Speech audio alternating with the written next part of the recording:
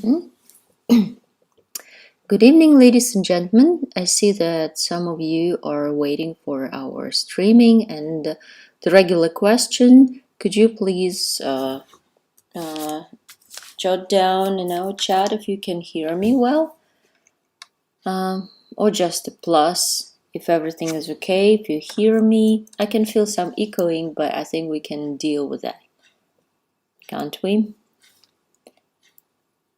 So just the regular question, if you can hear me.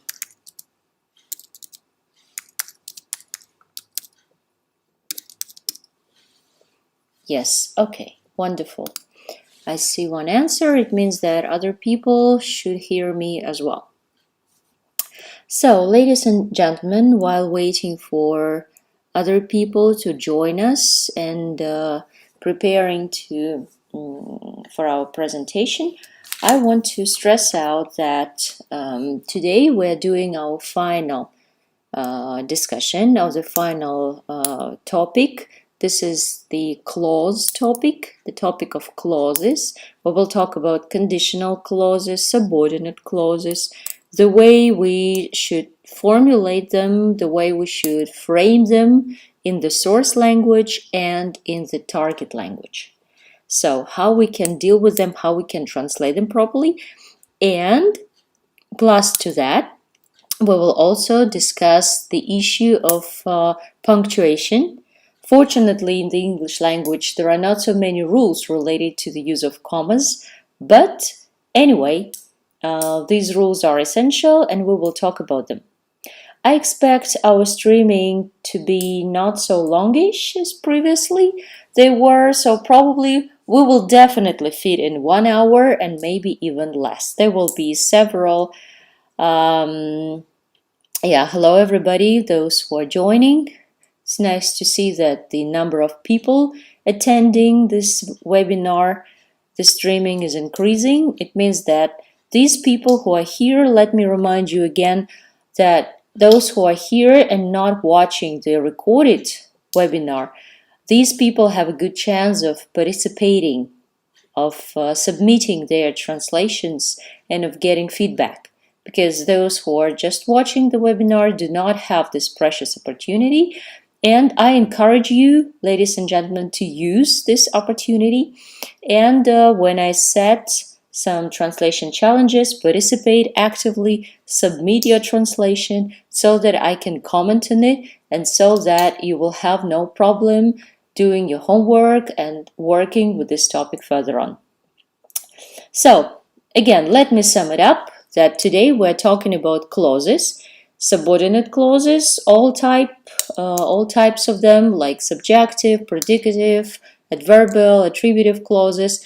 Conditional clauses will be paid a lot of attention to, and we will finalize our tuition with the topic of punctuation, especially with the topic of setting commas. Well, I think we can start.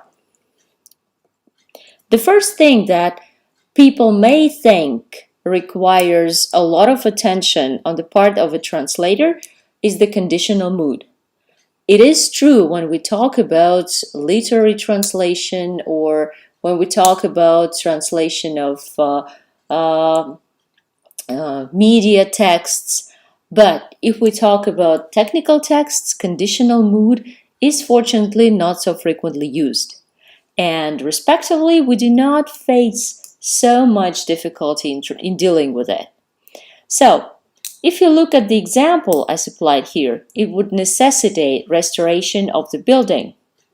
You will see one of minor use of conditional mood in technical texts. And here, not the would part, but probably the verb would be more of a challenge, like это бы сделало необходимым реставрацию здания, which establishes the unreal character, the probably wishful one and willing result of the current stage of the construction of the building.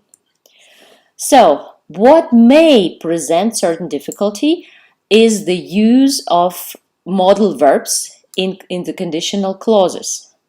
For example, if we compare three modal verbs, might, could, and should, in technical translation, they should be translated with more precision, more certainty. Why? Because technical translation in general is characterized by more precision, and bigger certainty. For example, if we compare could and might, we would see that could specifies the possibility in terms of physical possibility, whereas might is the possibility depending on the circumstances. And in translation, it's best to indicate it. Yeah? Our method could be generalized. Можно было бы обобщить наш метод. These steps might appear arbitrary. Данные меры или шаги могли бы показаться опциональными, необязательными, right? Whereas should bears its meaning of obligation, and we have a recommendation, and we have its usual translation, должны, должен, right? I need to refresh your knowledge on the infinitives used in the conditional mood. We can have indefinite infinitive or perfect infinitive. For example, the user might vary this value during the consultation process. То есть, возможно, или пользователь мог бы варьировать эту величину во время процесса консультации. But if we deal with the perfect infinitive, logically it deals with the past action which has already taken place, and there may be some meaning of regret. Otherwise, the treaty would not have been signed. В противном случае соглашение не было бы подписано. But we know that it had been signed, right? So this is just the review, kind of brush up for your knowledge, and now we are moving on. What you can see in technical language, and you can see it pretty often, is the kind of archaic conditional form. The first sentence may sound quite natural to you. It's necessary that the system have reliable performance. Though some people may think, why not has, right? Because it's the third person singular, the system, it should be has. But look at the second example. It's important that your translation be good. Have you ever seen this kind of formulas? Have you ever seen this grammatical expressions before? If anybody has, would you type plus for me so that I know that you have seen them and they do not take you aback, they do not confuse you? Well, if anybody has seen this kind of cliches, could you please type plus? I will keep an eye on our chat to see if any pluses appear, because usually when people come across this archaic conditional forms, they normally get a little bit taken aback because, oh, Dmitry has seen it, and Shay and Dinar, it's nice. So a lot of people have seen it, it's great.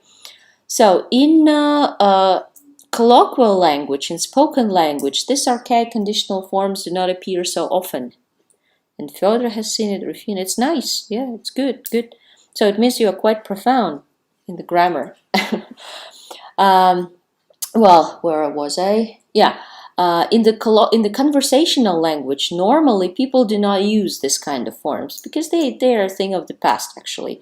But in the technical language, which is more conventional, such archaic forms are quite regularly used, especially in legal language, or in some manuals, in some recommendations of purely technical character. You can see this. So it means that the predicate in the subordinate clause is given in its infinitive form. Nothing changes in it. So please be prepared, because sometimes you can face this kind of forms. Let's turn to the subordinate clauses. Subordinate clauses in the technical language very often require a double preposition in translation. if you look at this sentence, you will see that in the English variant, in the source language variant, we see only one preposition, since.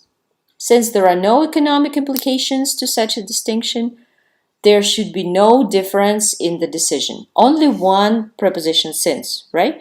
But if we compare the translation of this statement, there may be two variants. Поскольку экономические осложнения такому разграничению отсутствуют, не должно быть никакой разницы или различия в данном решении. So we can use only one preposition, but sometimes there may be double preposition translation. Поскольку то. And there have been some statistical analysis and research on the ways of translating technical texts in terms of preposition. By the way, it's a very interesting topic for analysis. If it lies within the field of your scientific interests, you can take it up as your research paper. So, in such research, in such investigations, the conclusion has been made that for Russian texts, double prepositions are more common than single prepositions because, again, probably because they are more exact. So, again, in your translation, please favor double prepositions just because they are more common. And now comes the first translation challenge. We have a kind of non-typical structure, which I'm going to read out for you. And I encourage you, everyone, to participate in this translation challenge and type your translation in our chat, okay? To get checked, get feedback. I do not punish anybody. I do not give any bad marks. I just give you a chance to express yourself in translation and get some feedback from me. I'm sorry. So, the sentence reads, yet the effect of automation on unemployment also deserves attention. Please, your vision, your view on the translation of this sentence. And as usual, anybody who would like some feedback from me, challenge from me, please type your view.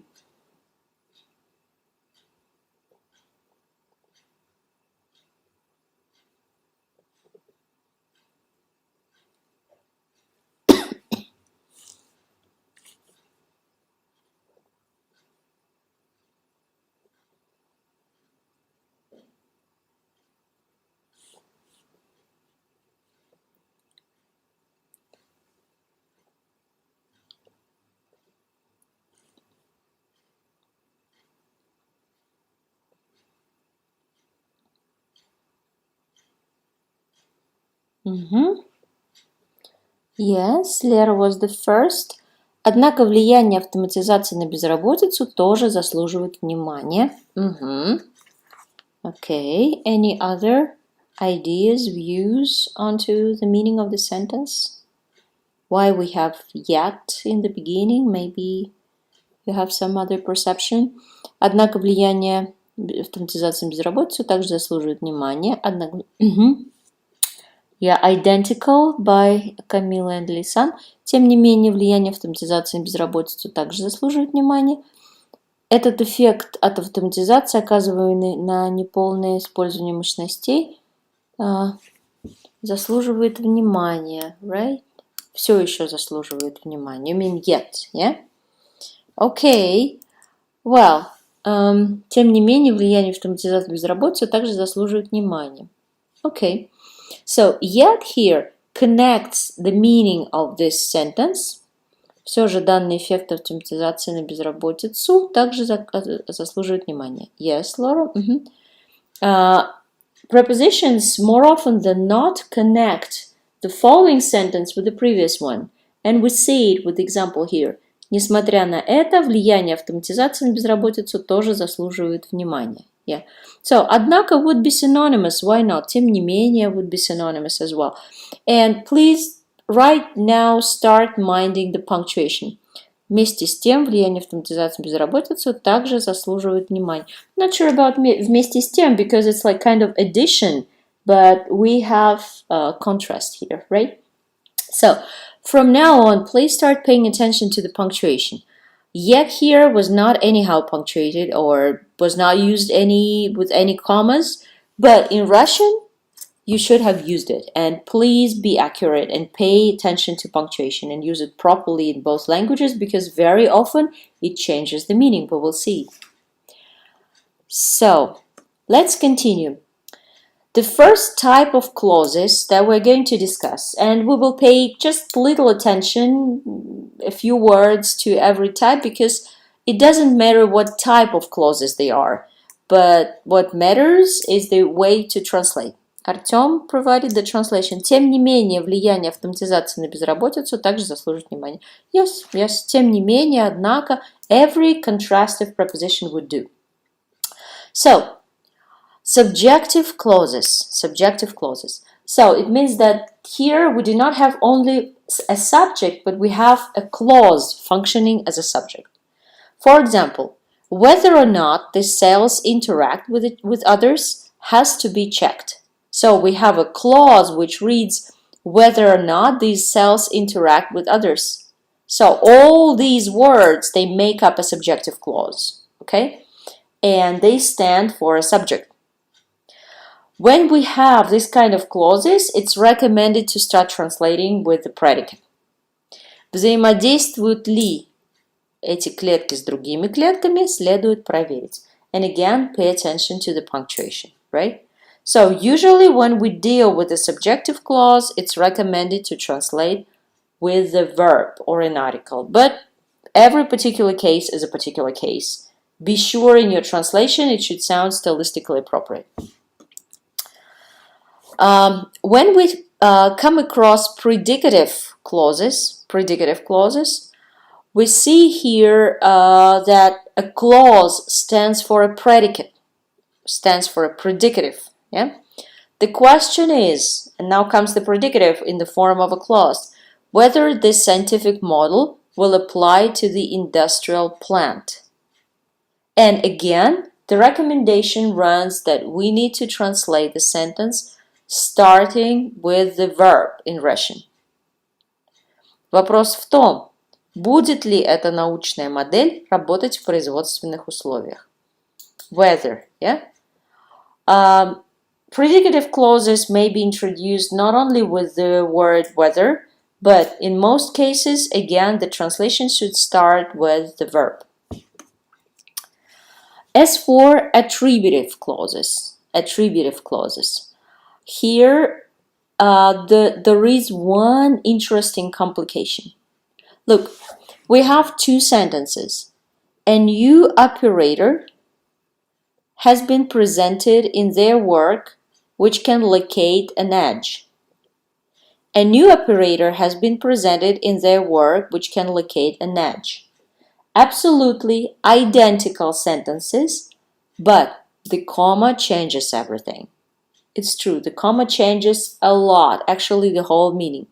So, could you type in our chat, plus if you see the difference, if you can explain it, minus if you're not sure that you can explain the difference, if you're not sure that you can see and feel the difference. Okay? Would you type in our chat plus or minus for me to see if you're certain in the difference of the meaning or if you're not really certain?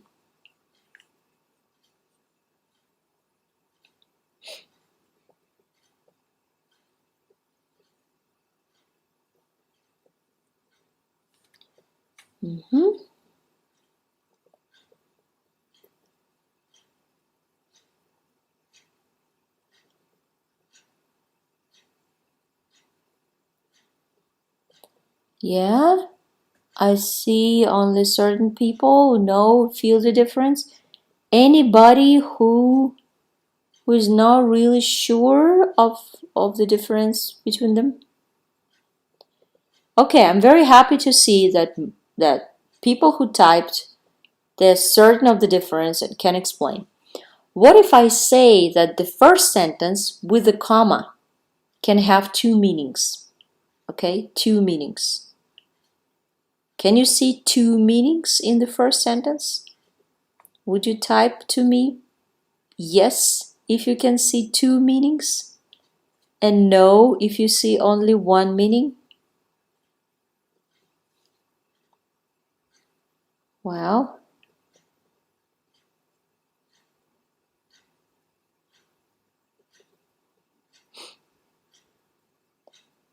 anybody who can see two meanings in the first sentence, only in the first sentence?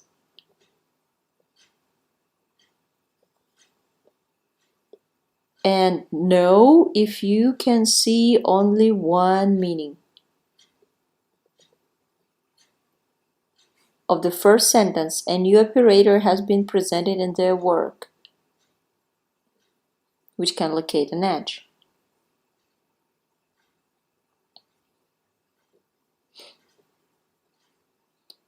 Yes, yes. It's awesome, it's awesome. So you can see two meanings only of the first sentence. That's fantastic. Nobody types no, but I have a kind of premonition that there may be people not really sure. That's why I will voice it, okay? I will tell you once again. So if we look at the second sentence and you without the comma, okay? Without the comma. Here, which would refer to the word work, right? A new operator has been presented in their work, which can locate an edge. То есть краевое значение может быть обнаружено или найдено их работой, их деятельностью. Yes, their work can locate an edge. If we have a comma, then which can refer either to the word operator, so not to the final word, right? То есть если есть запятая, то слово «который», вся информация далее будет относиться не к последнему существительному, а к существительному до него. То есть оператор может обнаружить краевое значение. Or the word which and everything following should refer here to the whole meaning. And then which should be translated like что. То есть в их работе был представлен новый оператор, или новый оператор был представлен в их работе, что позволяет обнаружить краевое значение. То есть тот факт, что этот оператор был представлен. So I hope you are with me in identification of these two meanings. When we talk about adverbial clauses, here we have another translation challenge that, again, I'm encouraging all of you to participate and to do. And we have an interesting sentence.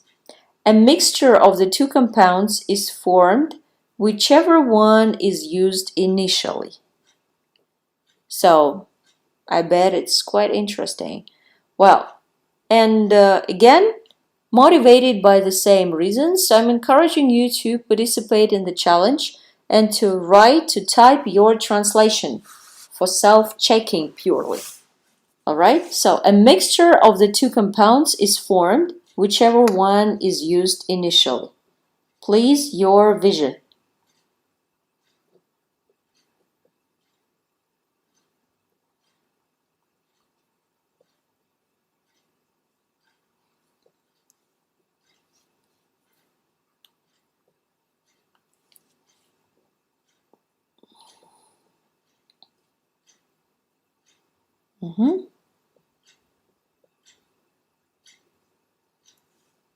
Just try to render anyhow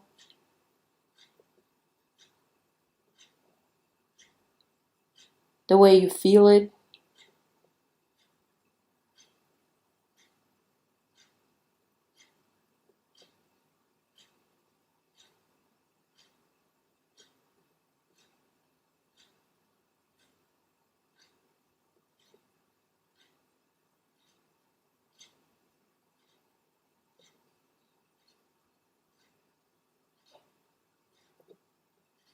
please. Compounds here would be соединение.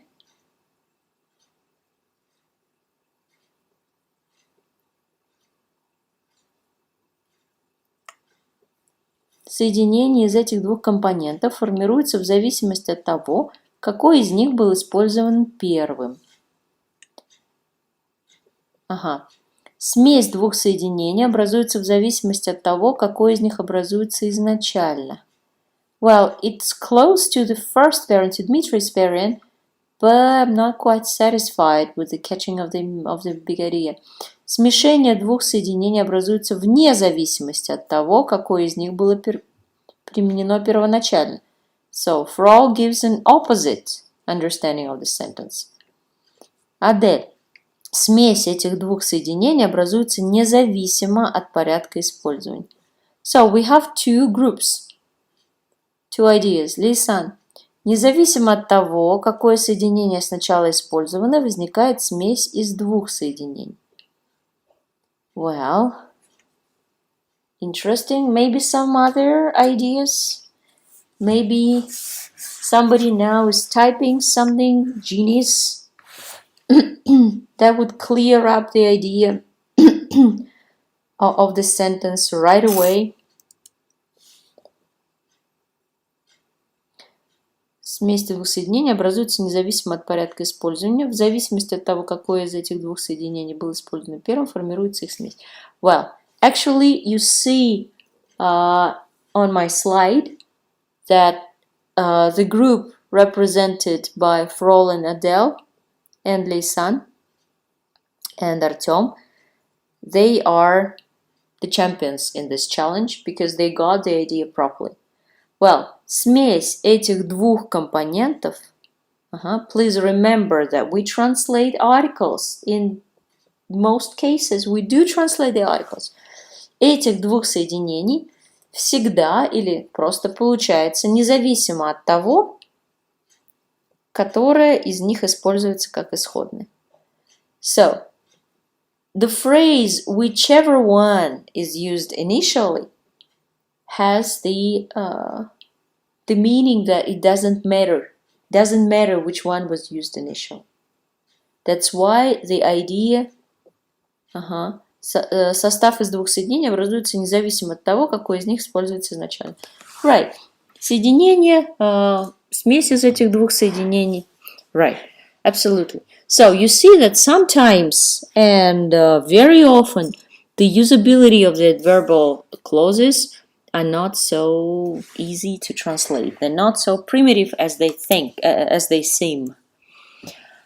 Now we are turning to conditional clauses, and like I have already outlined, that conditional clauses may be of two types: real conditional and unreal conditional, present, future, or past. And I'm more than sure that you know the difference between the sentences. If the tools were used with greater force, the depth of the cut would be affected, or if the tools had been used with greater force, the depth of the cut would have been affected. In the first case, it means that the depth still can be affected. It's possible in some hypothetical situation. But in the second case, we see that the cut cannot be affected anymore because it hadn't been affected anyhow. What happens with conditional clauses in the technical text is that very often conditional clauses are used accompanied by inversion. Please have a look at the four sentences I supplied. Given reliable data, it was possible to determine the reaction rate. Если имелись надежные данные, было возможно определить скорость реакции. Yeah? So, we faced this kind of structures when we talked about inversion during our first meeting. So, it's like a frame structure of our course, right? Or, had we time, we should test the sample twice. Если бы у нас было время, нам бы следовало протестировать данный образец дважды. Were we to compare these data, our representation would take a numerical form only. Если бы мы должны были сравнить эти данные, наше представление приняло бы исключительно цифровую форму. They would fulfill the task. Could the plan be realized? Они бы закончили или выполнили это задание, если бы план мог быть реализован. So, these structures, again, are a kind of typical feature of technical texts. You can come across them now and then, and my purpose is to prepare you for them, to show you the way they can function, they can be, right? So, now let's try to translate one more sentence by way of challenge, and it reads as follows. We shall make the experiment once more, if only to check the results. So, welcome for your translation practice. Translate the statement and type your translation for me.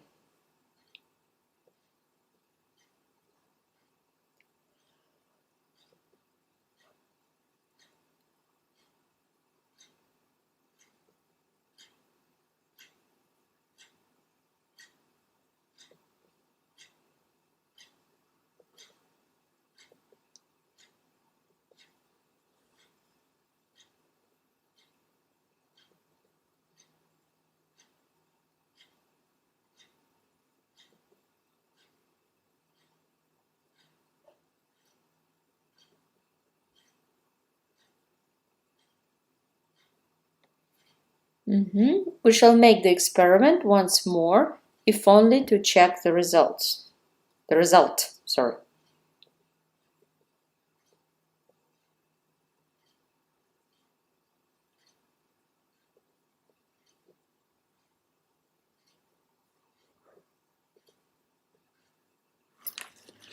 Окей, мы должны провести эксперимент еще раз, лишь для того, чтобы проверить результат. Мы должны провести эксперимент еще раз, хотя бы для того, чтобы проверить результат. I believe лишь для того и хотя бы для того. Sound has different purpose. They're different. Мы должны заново провести этот эксперимент только ради того, чтобы сверить результаты или проверить результаты. Мы должны провести эксперимент снова, только чтобы проверить результат. Well, you see? Нам следует провести опыт повторно только для того, чтобы проверить этот результат. По крайней мере, чтобы сверить результат. Dinar, I think, is the only person who got the idea. Because you see, the meaning of this statement is хотя бы для того. Да? По крайней мере для того, чтобы сверить результат. So it's concession. Игорь, мы могли бы провести этот эксперимент еще раз, лишь для того, чтобы сверить результаты. Мы должны провести эксперимент еще раз, как минимум. Yes. Переводчики, you're right as well. Как минимум, по крайней мере, хотя бы для того. So, this statement refers to concession.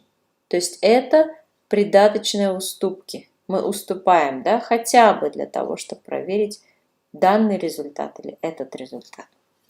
Yes. So again, please mind such kind of structures, and if you are not sure of them, always check yourself with the machine translation. All these cliches with if only, if any, if ever, they can be quite misleading. Please look at two more examples. What energy, if any, is required to bring about such a rotation? Какая же энергия потребуется, если вообще потребуется, для того, чтобы осуществить такое вращение? If any, concession, conditional concession, если вообще потребуется. We shall seldom, if ever, use the procedure. Мы будем редко использовать эту процедуру, если вообще когда-либо будем использовать. So, definitely, Russian equivalents are much longer than the English ones because we need to interpret if any, if ever, and so on, sometimes by independent sentence or clause. And the final block for our discussion today, we will talk about comma in all the clauses we have discussed. So, the first use of comma is the function of explanation. When we want to explain something, we are recommended to use a comma. For example, an alternative mode of stabilization by negative constituents is also possible. So, we explain what alternative mode of stabilization is. Yeah? And in translation, we need to be particular about that. Альтернативный вариант или альтернативная модель стабилизации, то есть посредством негативных составляющих, также возможно. Then, we are to use a comma when we supply or provide extra data. For example, Table 2 gives, for comparison purposes, the results of previous measurements. Таблица номер 2 предоставляет, и мы даем дополнительную информацию или уточняющую информацию с целью сопоставления результаты предыдущих замеров. Then, if we want to discriminate two words from each other, we need to use a comma. For example, later, investigations showed that. Позднее, расследование или исследования показали, что. If we do not use a comma, we would say later investigations, более поздние исследования, which actually is not exactly what the author means. Yeah? Then, we need to be certain what we want to say when we use or don't use a comma before which. Yeah? For instance, the value is not affected, which is in agreement with the mathematical solution of the model. То есть, величина не была затронута, что находится в соответствии с математическим решением данной модели. So, which here stands not for который, but что, because the comma refers it to the whole meaning or to the noun preceding the final noun in the clause. And normally we use a comma before and, before conjunction and, in enumeration, in providing extra information, in concretization, and so on and so forth.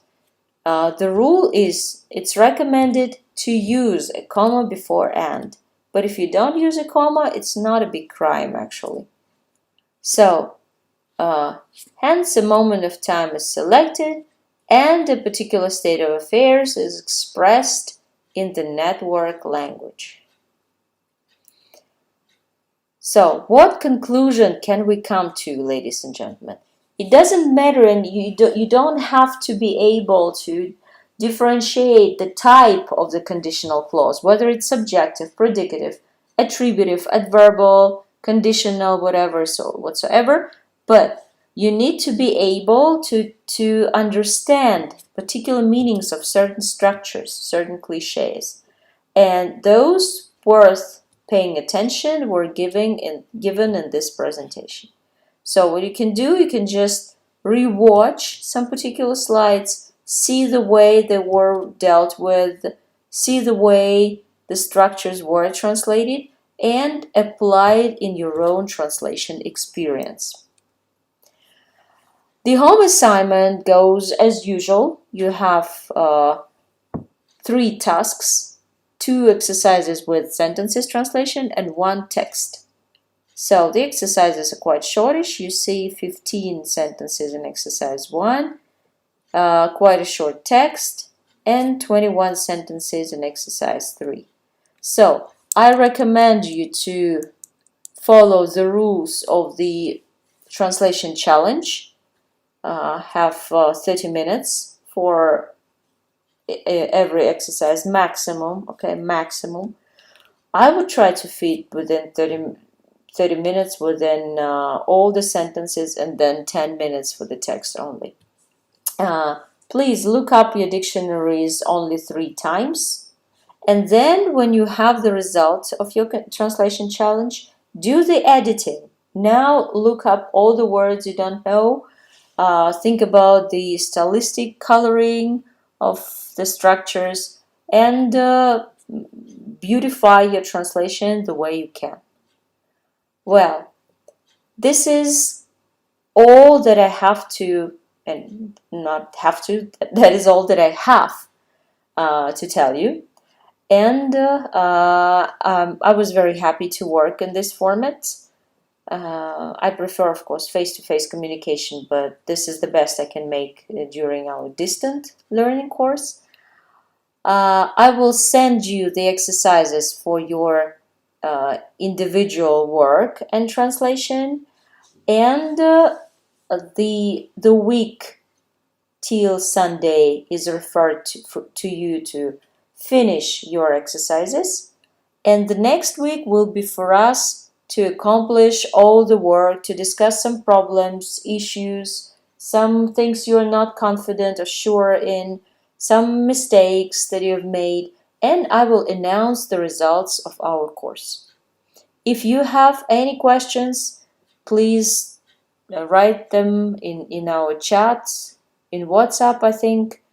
And now, let me wish you good luck with the forthcoming exams, and I hope that soon our education will get back to normal format and we can continue working with this course next year. So, thank you, ladies and gentlemen, for your participation, for being with me all this course, all these webinars. Hope to see you soon. Stay healthy, keep safe and well,